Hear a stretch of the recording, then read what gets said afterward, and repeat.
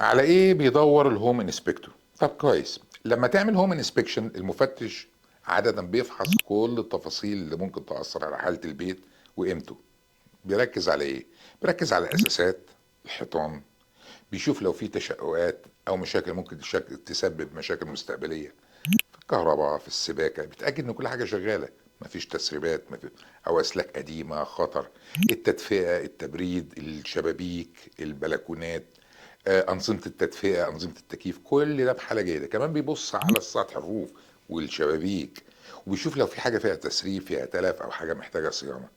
بيبص على حاجه اهم، العفن او الرطوبه او اي علامه يعني فيها مشاكل ممكن تاثر على جوده الهواء والصحه.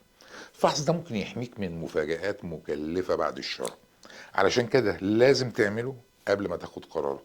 طيب لو محتاج توجيه لاختيار المفتش الصح كلمنا واحنا هنساعدك تختار الافضل.